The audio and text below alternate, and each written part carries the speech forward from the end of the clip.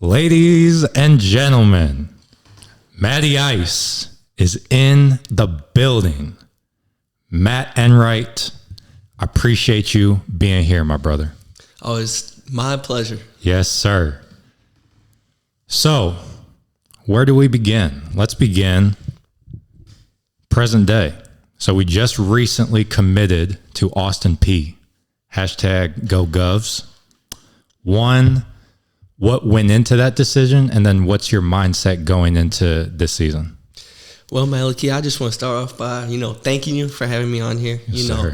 One of the things that held me up from coming on this podcast was, still being in this journey that I'm on, and I feel like a lot of people come on podcasts when they're, these successful people that can, look back and tell people this is what I did. But I think the best thing about this is that I'm still in it. So I feel like the viewers can relate. I don't have everything figured out, but I'm going through it right now. And I think that's something that can be very relatable. And then going into this decision to go to Austin Peay, it was something that has been on my mind, ever since I was a little kid, that goal, playing Division I. It's something I've always dreamed of. And, with this being my last year of college basketball, I saw it as an opportunity. And, it was just something I had to do. Do you pronounce it Austin Peay? P, no. P? Yeah, P, okay. Yep. I was like, damn, I've been pronouncing it wrong this whole time. So, yeah, last year of eligibility, going D1, you said that was like a goal of yours since a kid. So when you get to UMSL, or when you realize that that's the path, is there having D1 be the dream since you were a kid, was there a dang, or were you ready to make the most of it? When I was a senior in high school, I felt like I was very under-recruited. That was during the COVID quarantine times when people got another year of eligibility. And during those times, it taught me a lot of lessons. And I saw UMSL and they, showed me the love, and they showed me how much they wanted me to be there. So when I chose them, I was very excited that I found a program that really wanted me. And, I felt like I gave everything I had to that program for 3 years. And, I saw this as my last year to finally choose to follow that dream I had as a kid. And when I went into the portal, there was a lot of schools, but it was a lot of foggy mirrors. And I kind of just had to resort back to thinking about when I was that senior in high school, what was I looking for? And what I found in Austin Peay was that same thing of being wanted and going to a school that, I have the opportunity to play and do those things that I care about, winning and so on. What do you mean by foggy mirrors? Smoky mirrors, you'll hear a lot from coaches. Gassing you up and stuff. Yeah, that first week you'll hear everything you want to hear, and you'll hear from a lot of schools that may not, follow back up, or just schools that are just, calling and just saying things that you want to hear. But as time goes on, you kind of start to learn, who has your best interest and who you can actually trust. Nice. I had Chris Forrest on here. That was yesterday. So back-to-back podcast days. But he is the associate head coach at Missouri Baptist. And he was talking about how, you hear this stat of, I think it's 4% of high school hoopers go to college and play. And then he was talking about what doesn't get brought up a lot is out of that 4%, how many of those people have a really solid career, part of a really solid program that they feel cared for. And whatever percent we want to say that is, 1%, 2%, I feel like you're in that percent in terms of UMSL. I feel like you had the keys offensively. I feel like you had coaches who went to bat for you and trusted you. Would you say that's how you see it? No, absolutely. I think the biggest thing, if I'm a high school kid looking at colleges, is to look what is the best fit for you. And, by best fit, you kind of got to look at what matters to you. And the things that mattered to me a lot were coaches that do care for me and will go to bat for me. And, a program that has the ability to win and sees me a part of that winning process.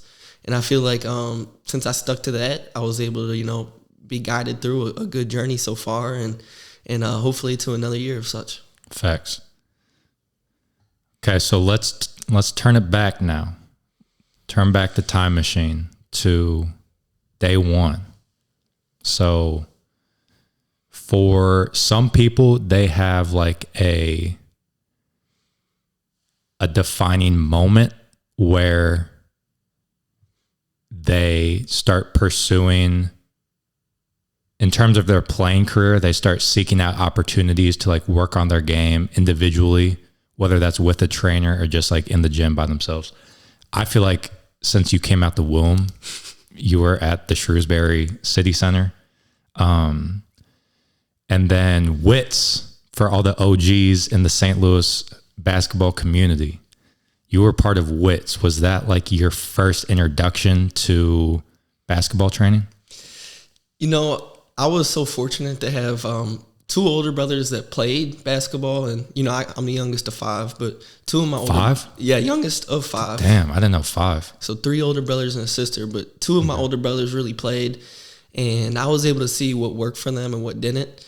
And ever since I was a young kid, like I'd go to all their games, everything they did, I was at it. And they started going to WITTS. They started working out with Drew Hanlen when he first started over at Thomas Jefferson. That's really throwback. And, you know, no matter where I went, you know, I always had my basketball with me. And, you know, I was always watching and then just trying to mirror what they did. And, you know, I didn't really realize how big of an impact they'd have on me, you know, 20 years, you know, whatever many years later. I think that's a cheat code. Hold on. I just need to make sure.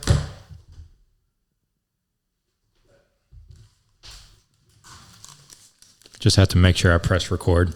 But no, I think that's a cheat code, is having older brothers that you can, just older people in general that you can play against. Guys that are a little bit older, a little stronger.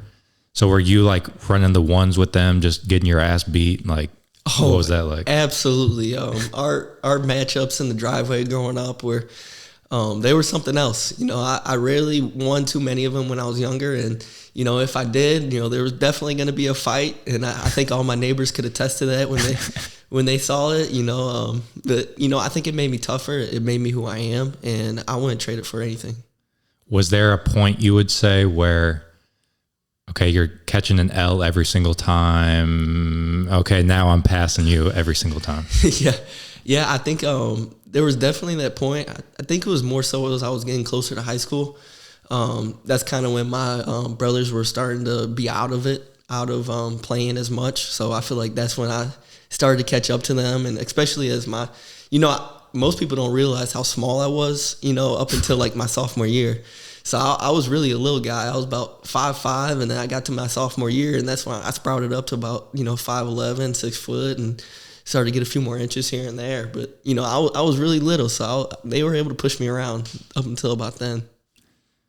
Are you aware of a YouTube short out on the internet right now right now, it's been out forever. It's of you and Larry Hughes.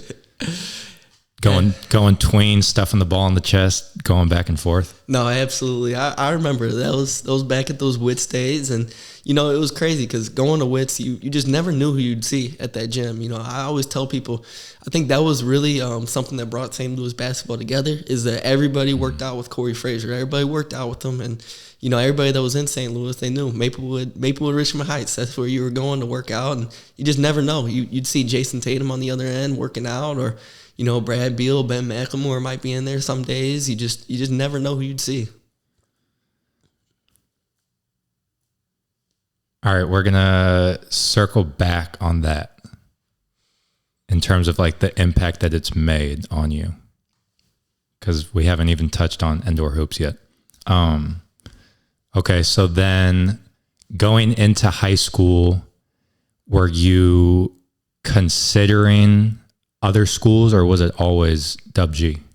No, there was a lot of schools I kind of had to navigate, and you know, I didn't grow up in Webster, so I grew up in the city, so there wasn't many public schools that would have been a good fit for me.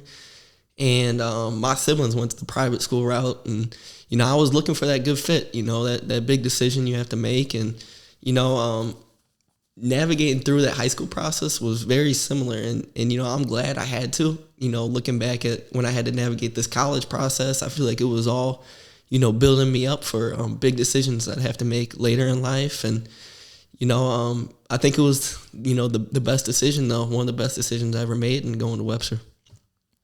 Bro, the idea of you hooping at a St. Louis public school and going against like McKinley, Gateway STEM, that'd be crazy.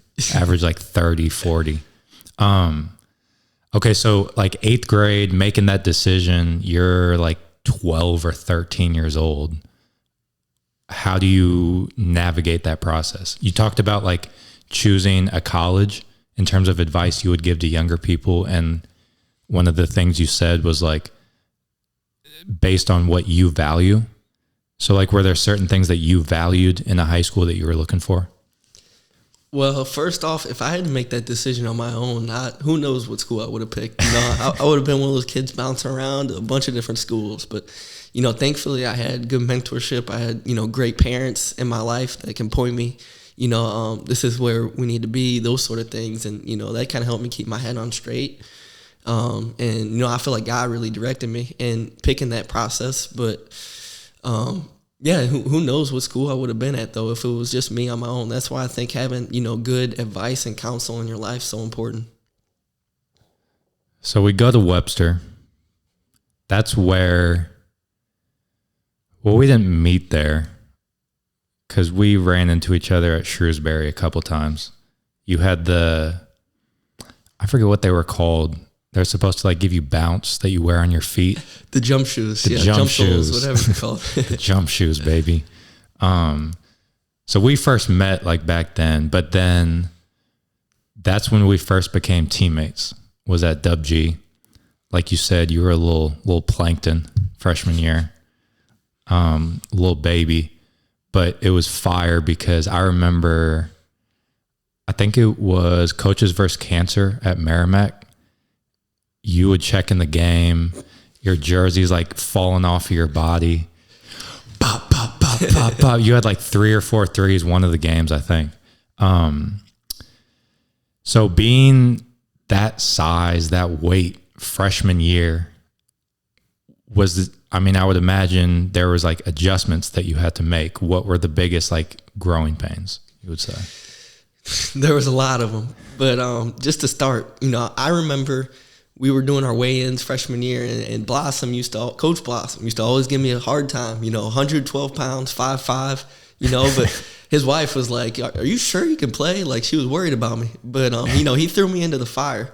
And I think the biggest adjustments was just the perspective. I knew I didn't grow yet, but I knew if I can play with these guys at 5'5" and, do the things I want to do, who knows? Once I grow, that's just going to be a bonus. But I wasn't going to ever allow that to be an excuse. I was just going to keep figuring it out, and, I get busted in my lip, hey, that's just making me tougher, all those sort of things.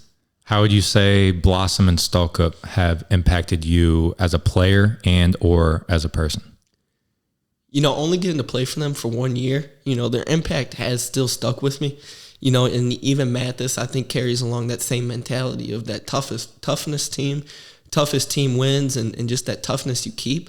That's something I'll take for the rest of my life, and having that mentality that, hey, you're okay. Like, you're going to keep going, and, and in practices when they're yelling at you, it might be a little bit of adversity, but, you just got to figure it out sometimes. And, I think that's a mentality that's lost nowadays. Yes, very much agree. Yeah, I was very similar. Like, the yelling and the toughness, I perceived it as adversity and wasn't a huge fan of it at the beginning, but then you kind of learn to handle it. And like you said, it does make you stronger, more tougher as a person, as a player. So that's fire. So then COVID was your sophomore year? Yeah, sophomore, junior year. So what was that like? Because that's when I stopped playing, because it just felt like, bro, I'm not trying to play with a mask on and like people can't even come see me play. What was that like?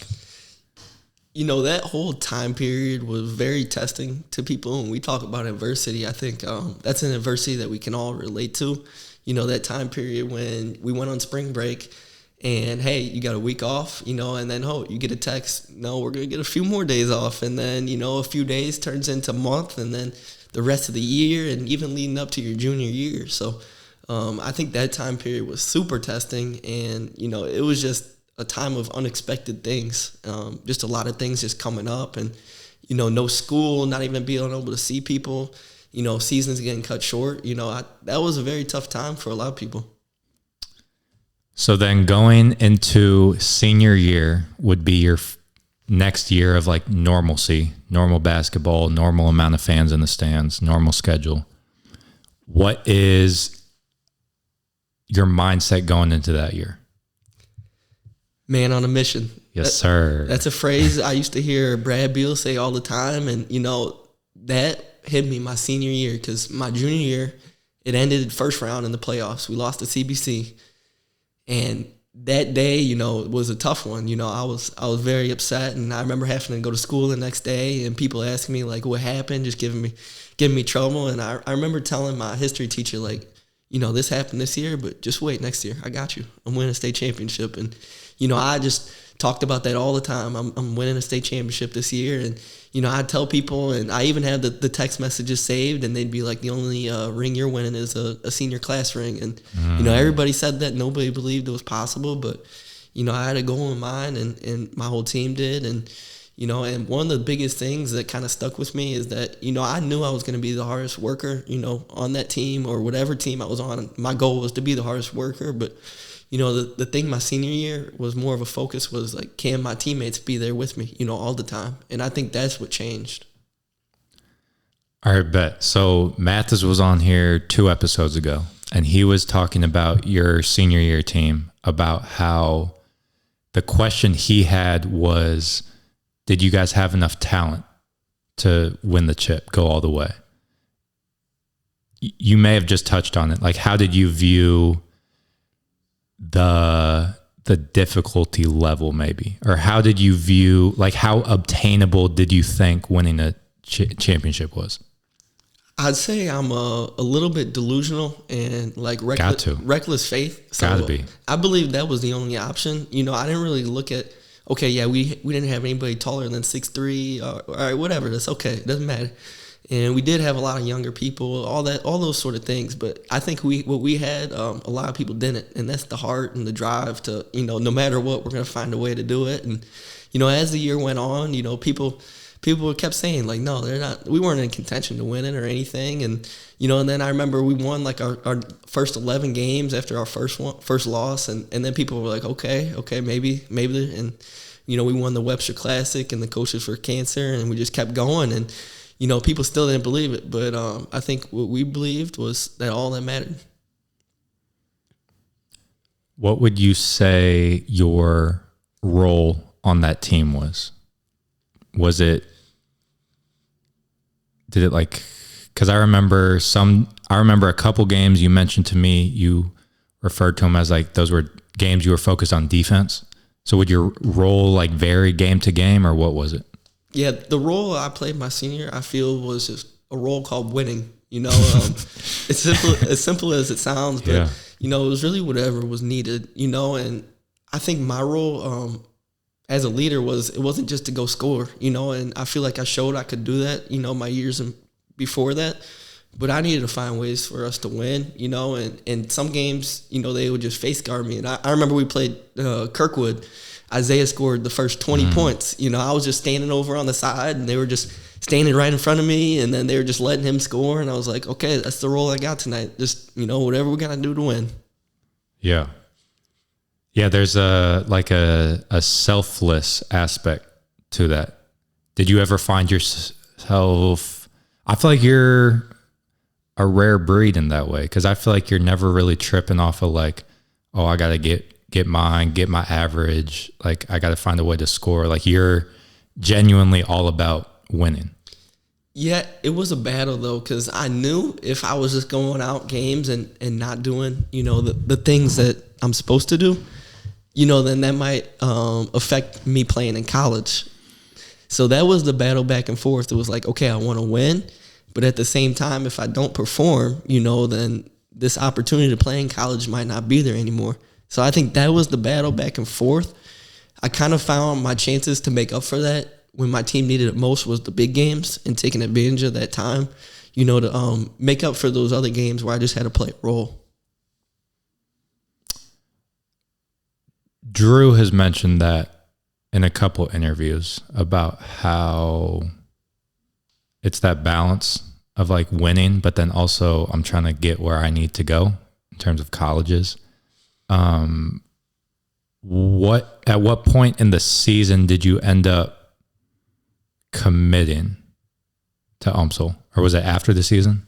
So the funny thing is that during the year, I had schools reaching out and I would tell them, hey, I'm not looking to take any visits right now. I'm focused on winning a ring, and then after that happens, then we'll talk. But, I think that was just part of that ignorance and like arrogance, but like that delusional confidence. So I was telling these coaches like, hey, I'm going to win a ring this year. Then we'll talk, I'm not taking any visits before then. I think that was pretty funny. And I didn't really take many visits. I knew that UMSL was at, every single game I played. And I was like at the end of the year, and it was about like March or April the following year. And, I was like just ready to be done with it. And I was like, who's been there for me the most? And I saw, the whole coaching staff from UMSL was at 15 plus of my games. And I was like, this is the school I need to be at. Yeah, going where you feel valued is a major key for sure. I remember when I was coaching with Gateway, shout out to Kobe Williams, just recently committed to Mo State, but then he was at Truman, which you played against him now that I think about it. He was there for 2 years, I believe. But then his 17U year with Gateway, Truman was at like every single game. No matter if we were in Indianapolis, Chicago, wherever we went, they were there. So I think that is a good rule of thumb, like going where you feel valued. So we commit there, head off to UMSL freshman year. You're practicing, you're playing with guys who are probably, I don't know if the portal was popping the way it was or it is now. We had a few fifth years on there. Okay. We had about 4 fifth years that all played big minutes on that team. So okay. So you're going against like 24 5-year-olds. Around, I'd say about 23. 23. Yeah. Okay. So grown ass men going against them. What would you say the biggest adjustment was on the court wise from high school to college? I think the biggest adjustment was the mental side of things. When you get to college and you're playing with all older kids, it's not the separated, it's basketball. You know that. But when you start missing a few shots and, making mistakes, I think that was the part that was the biggest struggle. Because you're playing with these older guys you just don't want to let down. And you start second guessing yourself and all these different things that come along with being a freshman and playing, and I think that was the biggest adversity. It was myself. It wasn't any outside forces, just yourself. Because there is a like, dang, I missed this shot. I'm letting my teammates down. Absolutely. And, it's like almost second guessing yourself. It's like you envision yourself, because you just finished playing your senior year where you're the man. So you come in, you're like, okay, I'm going to keep doing the same things I'm doing and all these things. But, the level gets a little bit more difficult and things get a little bit harder. So you kind of have to adapt. Adaptability, baby. You mentioned, you said like basketball is basketball in terms of the adjustment from high school to college, which to me, that was my biggest adjustment was the basketball part. Like, I feel like there's a different way of thinking about the game. Maybe like X's and O's or in-game adjustments, or like for me, the big one was if this happens, then we do this. But if this happens, we do this. If they make it, we're in this offense. If they miss it, we're in this offense. my brain did not work like that. Would you say there was any like X's and O's or just like ways of thinking about the game that took some adjusting to? I felt like I was pretty ready for that sort of thing when I went to college, because my experience playing, for good coaches was a good thing, a big thing in my life. I was able to play for, the Mocans, Michael Porter Jr., all these different programs. I feel like they just kind of helped get me ready for that moment. So I felt pretty ready for that. I think a big thing in adapting to a new level is just the physical side of things. And everything is a little bit more physical. You got to get a little bit stronger. I think that was the biggest changes in my life. But I felt like I was ready on the other side of, just playing, just because I've been doing it my whole life. How would you say your work habits or routine changed in college?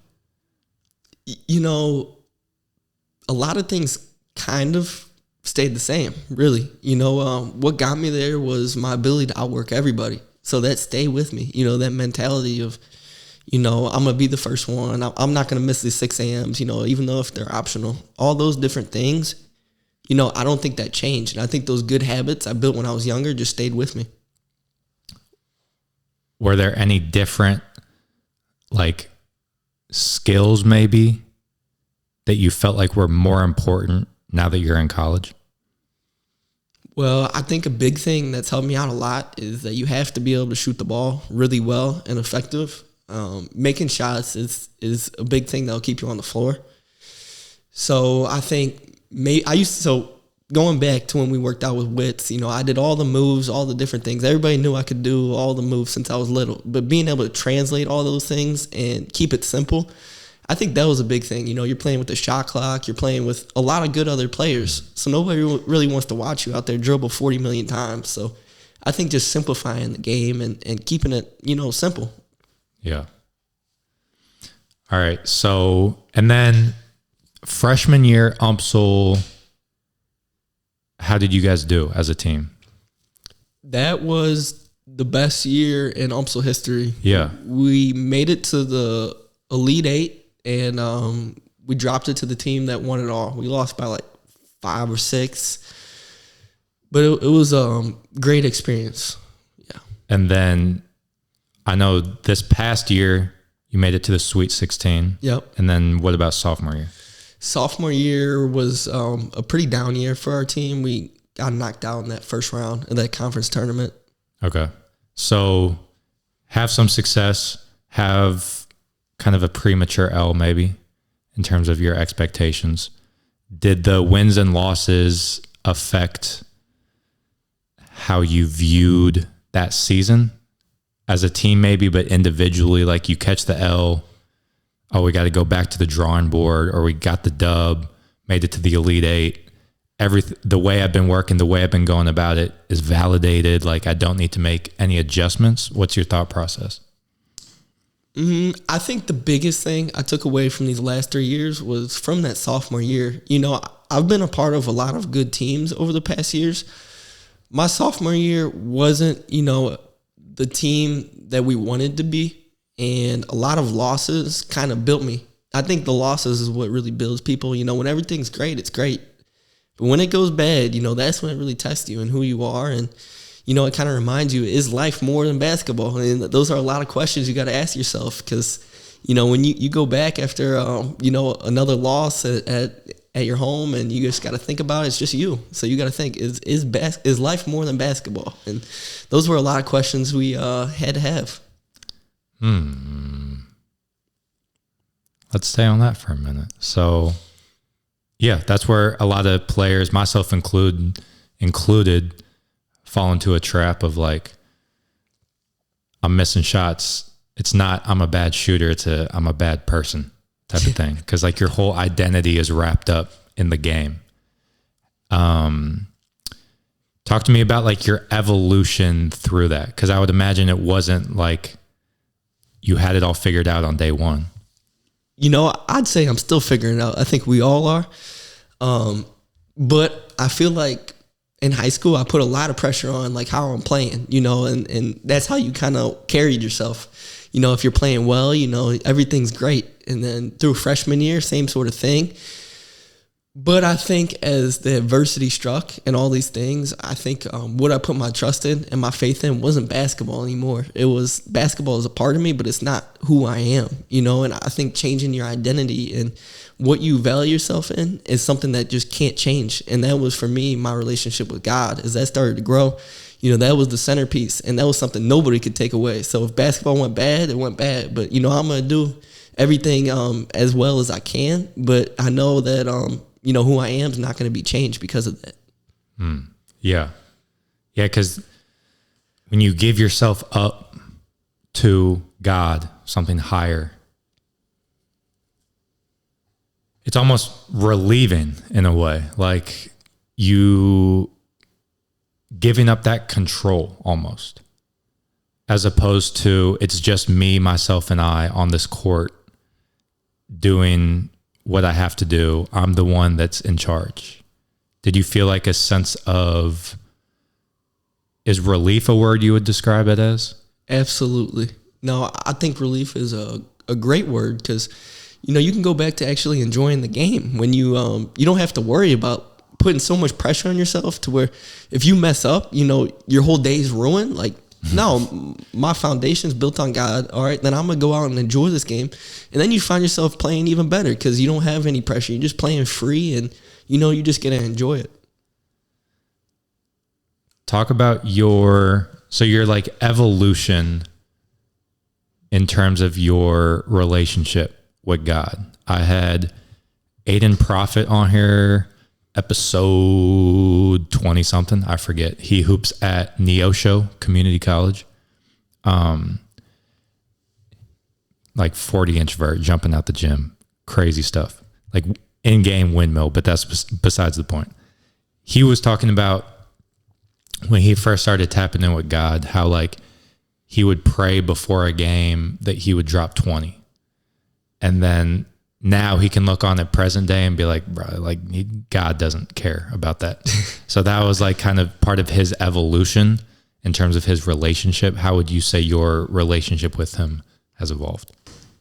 If I were to really dive deep into this, I think we could talk about this on the whole podcast. But I'll just give you a summary. We talked about those things in our lives that happened, and a lot of things did happen in my life that, kind of pointed me back to something more, and want more. And I think we go back to that quarantine time we were talking about. It was hard, and that is a time that left me into wanting more, wanting more to life, you're just stuck in the house for, days on end or on the driveway. You just can't really go anywhere. And a lot of things, start to happen. And, it's like, what else is there out in life, And I think during that time period when I really started picking up my Bible and looking for more, and I didn't really know much direction. God had always been a part of my life, but I wasn't living for God, exactly as the Bible calls you to.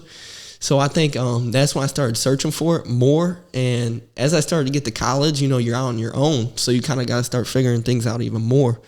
And going back to what we talked about with like mentorship and having the right people around you, I think when I got to college, I was, blessed to be able to find people around me that, were on the same track, looking for, more, looking for God. And, surrounding myself with people that wanted the same, I think was the biggest changes in my life that kind of led me to start wanting to live for God.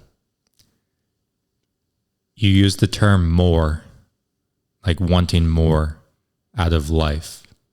I relate to that a lot. Kind of describe that more. Like what more were you looking for?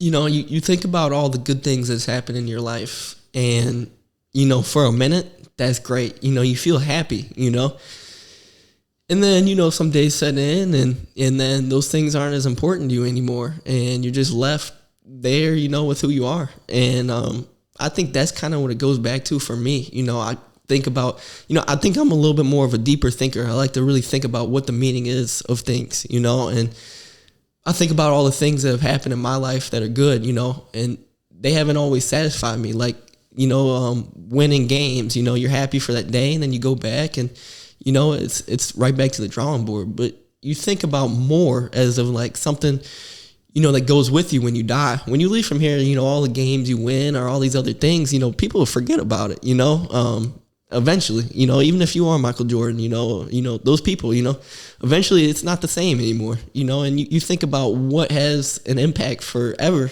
And, I think it's God and the people that you impact for good around you and, that can share in that eternity with you. It's cool to hear your story about how, like, for you, quarantine was kind of where that began, more or less. I'm the same way.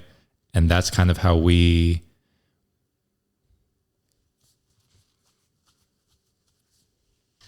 found our way back, and kind of, because I had graduated, you were doing your stuff. We kind of went our separate ways, but then quarantine, we kind of got back and shared some beliefs. And then Houston's the same way. Like, quarantine is kind of when we locked in. We just kind of like realized we saw the world the same. And I was very similar in terms of like more, like what more is out there in terms of like fulfillment. Because like you said, you win games, you accomplish something in your life. For me, it was more so like the secular music, the TV shows, the movies, people I'm spending time with. There's a kind of point where I was like, damn, is this it? Like, it just wasn't fulfilling. So that's how I relate to you, is like, I wanted more. I don't really have a question. That's my experience. What do you think? No, I'm right there with you. You look at what's common in the world and, how the world lives. And, I think I just kind of notice things and I just think about them, and I see the way of the world is, what can everybody do for themselves? Where can they be and do all these things? And what can they post to social media to make themselves look good? All these different things but people are hurting on the inside. They're not happy. They get the things and they get to where they want to go, but they're still left empty. I think those are the sort of things that I kind of just see, being able to just, look at how the world lives, and I don't think it's common for people to be, truly filled, and I think that's a big problem in our world. Do you know Spencer Oldman? Can't say I do. I had him on here for one episode. Again, I forget what number. He coached a handful of places, does some videography stuff, training a little bit. He put me on to a part in the Bible where it's talking about like you sell your soul, but at what cost? And that hit for me. Because to go along with what you're saying, like social media and everyone's like posting, nobody's posting their L's on social media. It's all the good things. So then that's like the bar, or like how you gauge your reality. And then you see everyone doing this and then think, oh, I need to do that. Oh, I need hustle, grind, 6 figures, 7 figures, 8 figures. But then you get to that point, and again, you may feel unfulfilled. Again, I don't know. What do you think? I don't have a question. No, absolutely. I think the verse you were talking about is to gain the whole world, but lose your soul in the process. And what benefit does that have to anybody? If you lose your soul, you got nothing. This people just don't realize, because we're all, naturally we just look what's right in front of us, but you kind of got to think about, more sometimes. And, this life is temporary. At some point, the ball's going to stop bouncing, and then at some point, the heart's going to stop beating, and when that day happens, what do you have, and that money's not going with you. It's going to stay, so where is your true wealth found at? I heard a quote: you come into the world with nothing and you die with nothing. You basically just rent everything, which really puts it into perspective for me. To name drop another episode on the podcast, I had Cortland Soul on here, hooped at Mobap. And that was a great conversation. Talked a lot about God and his relationship. And one of the things I asked him, because he had brought up secular music, which was the first time I heard that term. And it really got me interested because I feel like in basketball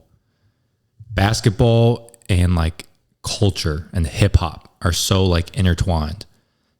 Layup lines before the games, blasting the music, maybe in the weight room, lifting as a team, whatever it is. The music on mixtapes that people post on Instagram, like, so just being a hooper, you are inherently put in those environments where you're listening to that music that, I mean, I know you're not listening to that like on the aux bumping, riding in the car, you know? So when you're in those environments, how do you handle that? How do you feel about it? What do you think about it? You know, I don't think there's no reason why you're put in those environments. You know, I think we're all called that follow God are called to be a light to people, you know, and I think in those moments when it feels like there's darkness all around you with the, you know, the music talking about, you know, the various things, you know, sex, drugs, money, all those different things that, you know, the music and culture push, you know, in those moments though, I think you can be a light to people, you know, and tell them, hey, you know, there's more than just those things, you know that, right? You know, and I think that's where our purpose is found at, you know. I think that's why God gives you these gifts and things that you can be good at, you know, to impact people, you know, along the way. All right, I'm on a roll, baby. This is number 4, the 4th podcast that I've mentioned. Keon Batchman, also hooped at Mobet and Maryville. Yep. You've probably worked out with him. Yeah, I know Keon. Yeah. So he was talking about there's like, so again, like the hoops culture, there's kind of, no matter what team you're on, there's more or less like this box of what's cool. Topics of conversation, movies, TV shows, music, talking about it in the locker room. And then it's kind of, whatever the word we want to use, it's kind of taking a risk maybe to express interest and stuff outside of that box. Some might view it as that way. Do you view it as that way? Because I would imagine all 15 of your teammates aren't tapped in on the level that you are. You know, I kind of view it more as a risk if you don't say anything. I think that's more where the risk is at. How so? You know, I think who you're trying to get the approval of is the biggest thing. You know, if you're living your life to get the approval of your teammates, then, you know, I think that's probably what would lead you to not say anything at all. But as we were talking about, you know, if you're living to get the approval of God, I think that's when, you know, it doesn't really matter. You know, you got to say something, you know, because you know what's most important. Love that. All right, well, we'll probably circle back to God throughout this. But let's talk about indoor hoops, man. Repping the shirt. Outwork, persevere, get results. Repping the merch. When was that seed planted? I mean, like we said, you know, ever since I was a kid, you know, I became like a workout warrior. You know, I was doing all the drills and everything that everybody did. You know, through that, I don't think it happened for no reason. You know, I was able to pick up a lot of things since I was a kid, be around a lot of different people that taught me all about the game. So we go back to that sophomore year of high school, you know, when we had that extra time in our hands during the quarantine, and I had a driveway with a basketball hoop, you know, and that was plenty. That was plenty enough for me. So during that time period, that's when, you know, Grounded Hoops, one of the biggest members, Brady Shoepeltz, you know, sir. He started off working with me, and his dad trusted me to work him out. And, you know, we would go, you know, every day for an hour and a half in the driveway. And I was just kind of experimenting, just trying to like, okay, maybe this is something for me to, you know, work with kids. And, you know, I would talk to Drew, reach out to him a lot during that time period. Like, do you think this is something I could do? And he's like, absolutely. You know, you love the game. You've been around it forever.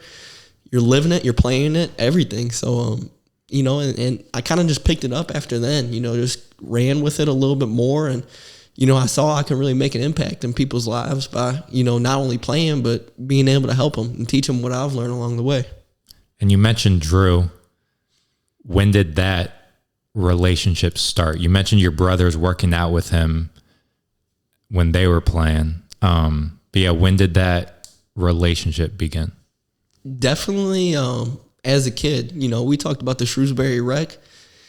Biggest or best gym in St. Louis, not because the court's nice, but, just because everybody that's in St. Louis knows about it. Everybody came through the Shrewsbury Rec. And, when I was a kid, I remember Drew would always be up there too. And, from working out Cam B-Shot, rest in peace. And, the David Lees and, everybody up at Shrewsbury, he would just see me on the other end and be like, hey, hop in this workout with us. And I'd do it, and we kind of didn't talk as much as I, went through grade school. But then when I got to high school and I was looking for a school to pick, and once I went to Webster, that's kind of when we reconnected, when he'd come back. And, that's one of the biggest things I loved about Webster is that, everybody that went there, comes back. I don't think any school has the alumni support, in the basketball community as Webster. Dude, it's a family for sure. Mm-hmm. Yeah, people coming back, the alumni game, like, yeah. And dude, when I, so like, this is a painting of a graphic that, shout out to Sam Cashel, made for me, Webster alumni. And then when I like first like quote unquote announced Grounded Hoops, it was a video mixtape that another Webster alumni made. Like, people just help each other out, which I think is incredible. So you were like in elementary school or something, and then Drew would be working David Lee out, and he would say, hey, come on, work out with us. Yeah, I never worked out with David Lee, but, just that was one of the people you'd see up there, Yeah. But I remember, working out with Cam B-Shot when I was a kid, and I didn't really know much about him, but, it was just somebody I looked up to, getting to work out with people like that.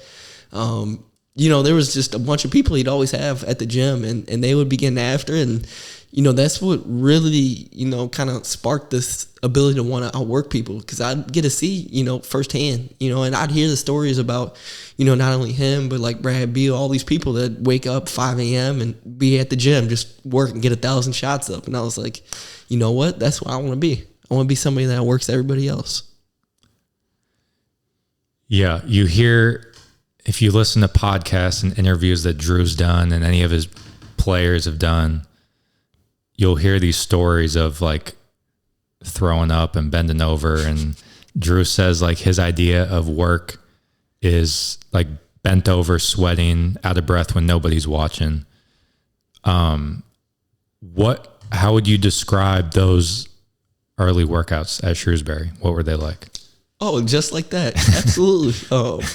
Go until you just can't go anymore, and that was the same with what it was for WITTS.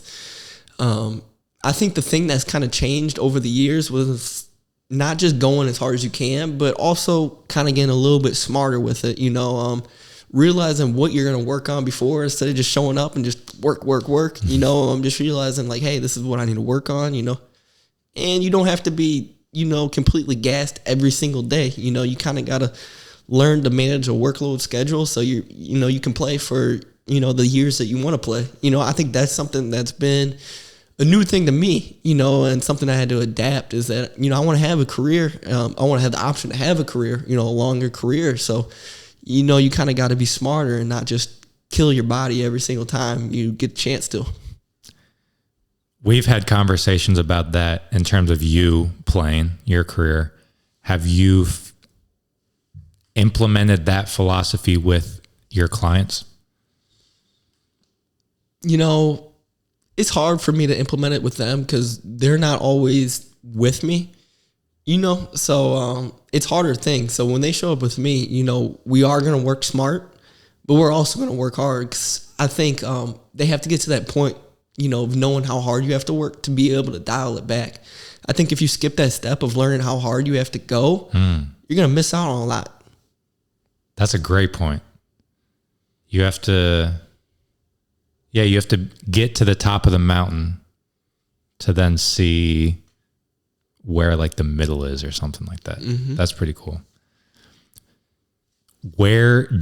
So your sophomore year at Shrewsbury, that's again when we kind of like reconnected.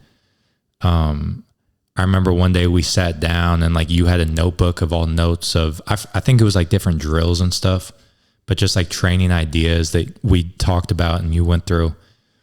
Where did the name Endor Hoops come from? What was that thought process? I didn't have a name when I started sophomore year. I was just training, but it got to be my senior year when I was Miss CB. Shout out to Miss CB. Favorite teacher that ever was at Webster. We had a class, and it was a class about entrepreneurship. Long story short, it came time when, I had been doing this and I wanted to make it an official thing. And, I thought about what mattered to me, and a word that stuck with me forever, through everything I've been through, was perseverance.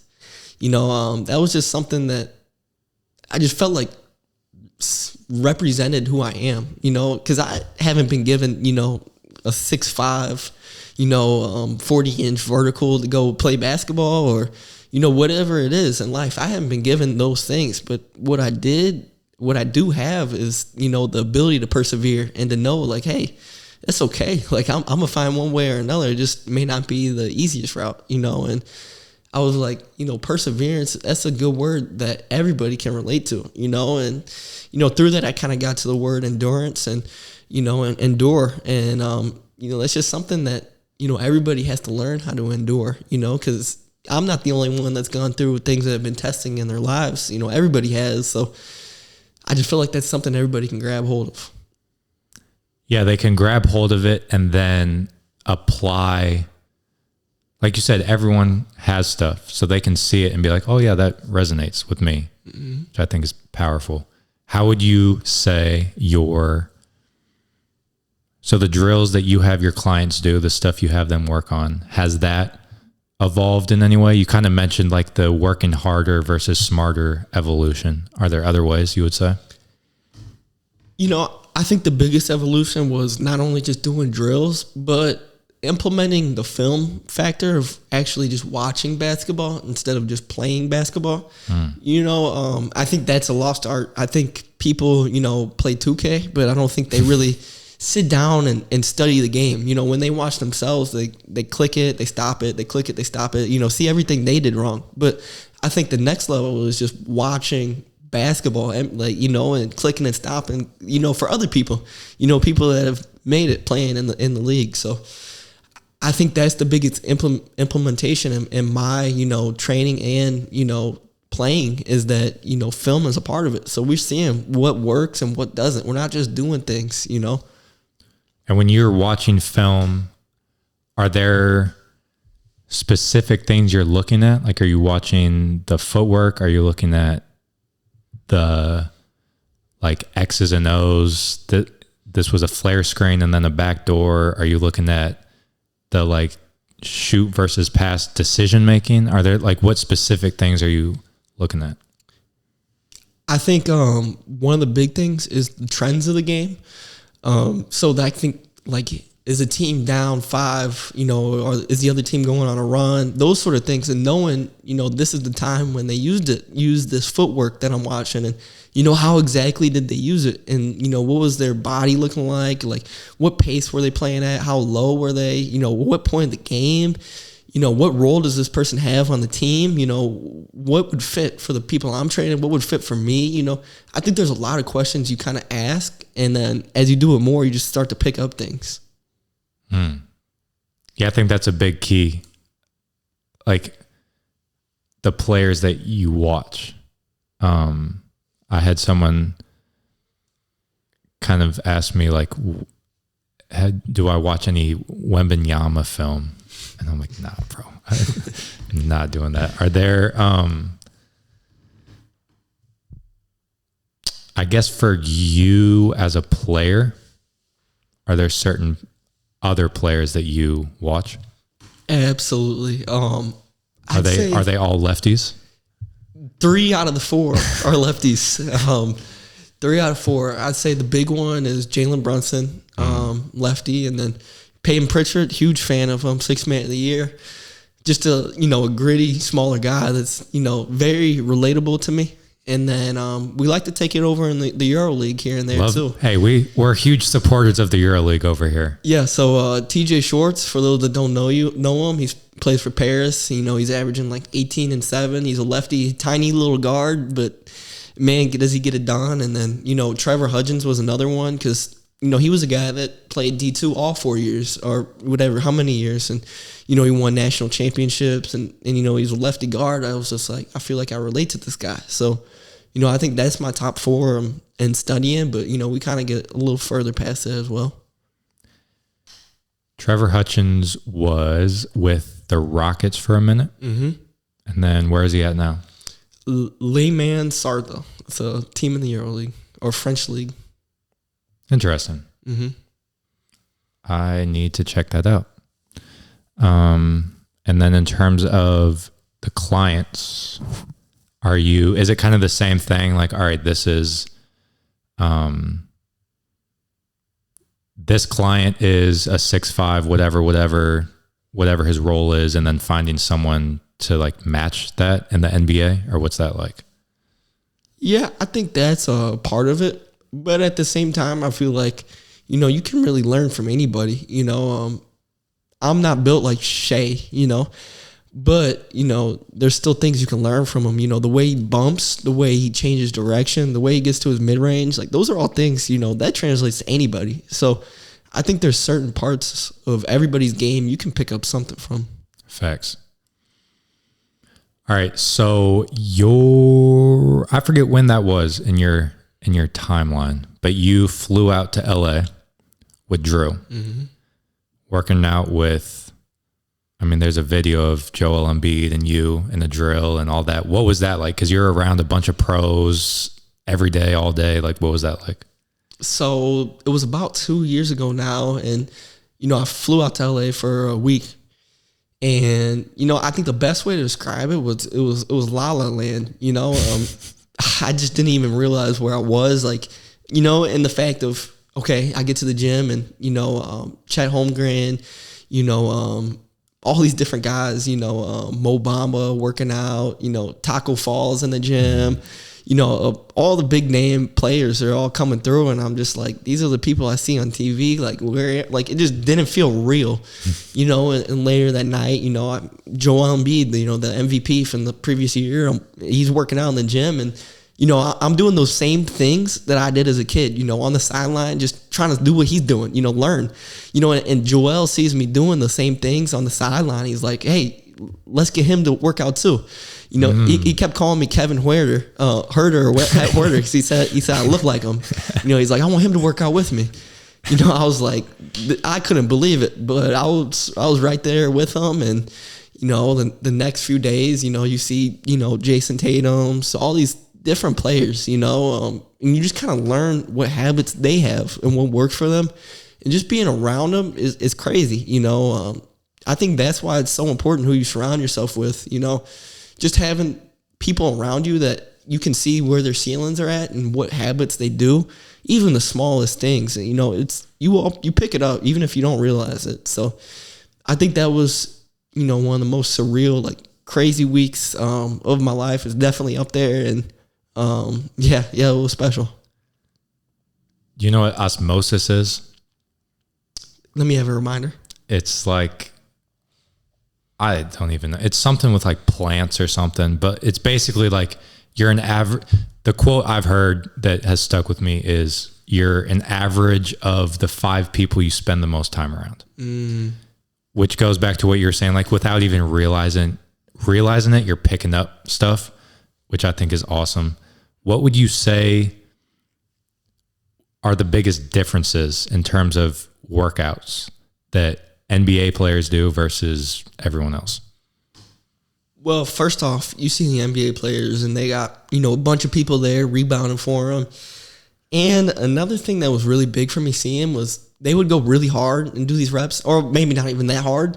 And then they just like walk back and like take their time. And that was the biggest thing. I was like, man, I feel like I work way harder than them. But in their minds, they don't have to go, a million miles to the line and then go back and then sprint back and, kill their bodies. So I think that just the way they carried themselves, they would go hard, do something, then they'd go and walk back and just kind of take their time. I feel like people that have seen it, they know what I'm talking about. But I just think the mentality and knowing like, hey, once they finish, like they're done. A lot of people like me, naturally when I finish workout, I want to stay around, just shoot around and, just be in the gym. But like they decompartmentalize like everything in their lives. Like they're at the gym and then they're done. They did it, it's not still flowing through their mind. They're on to the next thing. I just think all those different little mentality things is what really stood out.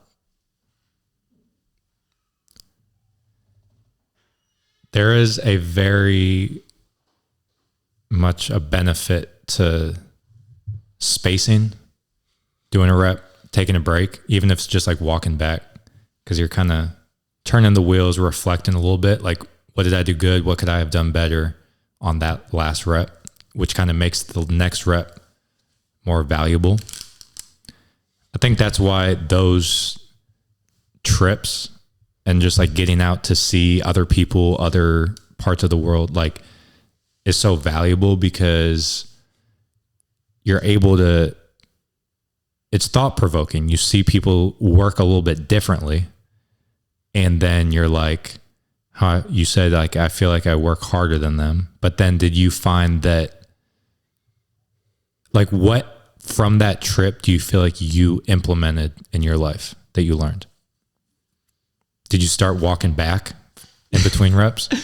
I can't say I started doing that. Maybe when I get to that level, maybe I'll think about doing things like that. But I think there was a lot of things that were like more subtle that I just kind of took. And like I said, that mentality that these players have, the unbreakable confidence, and, they step on the court like they're the man, like that's how they feel, and I think those are all things like I took, just subtle things like that. And, maybe I am working harder, but not working smarter always. So I think just figuring out how can I, do things smarter? How can I, act like a pro? How can I, treat this game like they do? Act like a pro. That's a bar, because acting like a pro on the court and off the court, film, sleep, nutrition, acting like a pro 24/7 is a cheat code. Is that a goal of yours? Oh, absolutely. You got to be a pro before you're a pro. Something I've always been told. And, by doing that, I've always sought out people that are pros, in St. Louis. And you think about, everybody that's come through, even people that have played overseas, Rayshawn Simmons become like a big brother mentor to me, and, Anthony Bean and Baby James and all these different people that, came from St. Louis. And, my goal, every summer is just get myself around these guys, because, they know what it takes. Baby James has played overseas for about 17 years now. I just think surrounding yourself with those sort of people and really, trying to take it in, it can do a lot of things for you. All right. Sitting at an hour and 3 minutes. I wanted to make sure we touch on everything, which I think we've done. And maybe we spend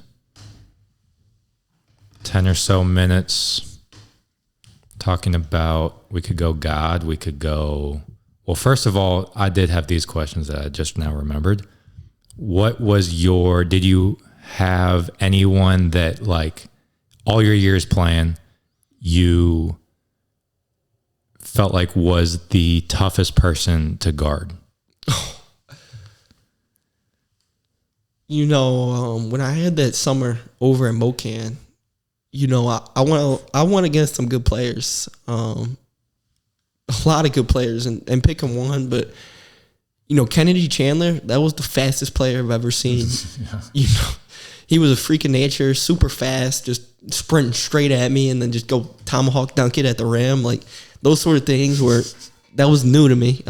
People that, explosive. Dude on the Timberwolves, Rob Too Shifty, whoever they call him. That dude, freak of nature. On the Timberwolves?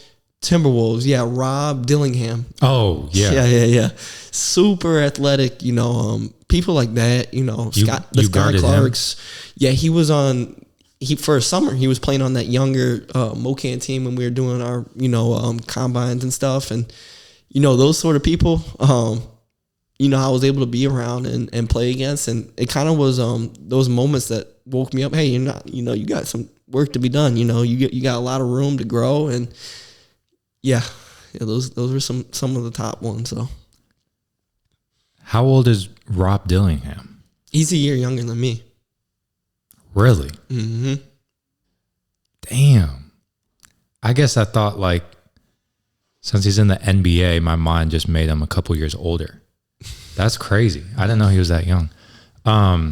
Okay, now what about the reverse? So who was the hardest person to score on?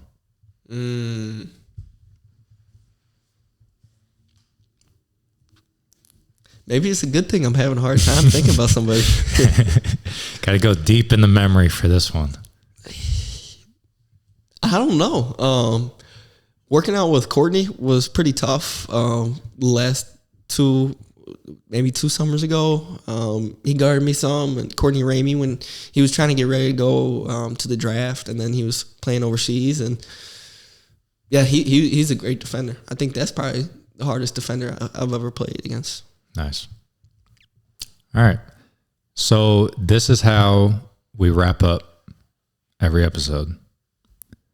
First of all, before we do that, I just want to say I appreciate you taking the time, finding the time to come on here, share your journey. I'm very glad that this can serve as something we can look back on in 2, 3, 5, 10 years, whatever God has in store for you, to look back on and be like, dang, this is pretty cool to see where we're at. So I appreciate you taking the time to be on here. I appreciate you having me on here as well. So 2 things to end it off is, 1, any last anything that you want to say, words of wisdom, motivation, any type of anything that you want to get off your chest. I'd imagine you have something. If not, a Go Govs is absolutely fine. And then 2, where people can find you, Instagram, if you're on Twitter, YouTube, Indoor Hoops, personal, all that. So any last words of wisdom, and then plug away where people can find you. Words of wisdom. I feel like I pretty much laid down a lot of the things I think I could say. Biggest phrase that's to me that I love is a phrase called "run your race," and that's one of the things I tell a lot of times to the kids that I train at the end of our workouts is to run your race. And that phrase has become cliche, but to me it means so much. Whether that is on the court or off the court, whoever's watching this, if you learn to run your race and meaning so you don't have to be in first place right now in all the things you're doing, whether your relationship with God's not where you want it to be, or you're not where you want to be at with your job, life, or school, or whatever it is, if you just learn to, stack those days and knowing that, hey, where I'm at right now isn't where I'm going to be at later. And just being consistent in all those things, you'll get to where you want to go. And that's something I'm living by right now. So, I don't want to say that like I'm looking down on anybody, because that's just something I live by, and that's something that keeps me going. And knowing, I don't have to look at what other people are doing, and comparing who I am to them, and knowing, hey, I'm just going to run my race. That's the best thing I could tell somebody. Dude, that's that resonates a lot, because I'll do that a lot. I like to compare. But then I'm similar. I've kind of gotten a little bit better at it, realizing that my blessings are mine and theirs are theirs, and what they have isn't really meant for me. And I don't know, because again, it goes back to the social media thing. Like you're on the outside looking in on someone's life. And so it's easy to perceive that as reality and think that it's 100% good. And if I had that, I would be 100% happy. But there's a lot of stuff that you don't see that other people aren't. A lot of people's internal world that we're not able to be aware of. And running your own race is it's a very impactful word, has a lot of meaning. So that's fire. Yeah, and another thing I'd add to that is, a verse I live by, and it's Matthew 6:33, and it says, seek first the kingdom of God, and all these things will be added to you. And I think that's something I've learned is just, trusting God, going after God first, and then, he's taking care of me, every step of the way, this far. So, I just trust that he will continue to do so. So if I could say anything to people, I'd say that as well. This just popped up. Someone in the EuroLeague, I do forget his name. I believe his first name is Elijah. He plays with Shane Larkin. He has a YouTube channel. You actually might like it. He does like day in the life type stuff. And one of the like phrases that he uses a lot is faith plus consistency. I have that written down in my room. Like, I think that's so powerful. Like, have faith. Your blessings are on the way. Run your own race. Do what you can to the best of your ability every day. And it all works out. 100%. And where to find me, if any of this resonates with anybody, like I said, I'm going through it too. So I love, talking with people, and anybody that wants to talk about anything on here, find me at Endor Hoops on any social media, or MattyIce.3 is the Instagram, any of those things, find me on there and we can talk. Yes, sir. Matty Ice, look out for him. Austin Peay next year. That is episode number 28, I believe, in the books. Peace. Stay grounded, baby. Stay grounded. Keep enduring.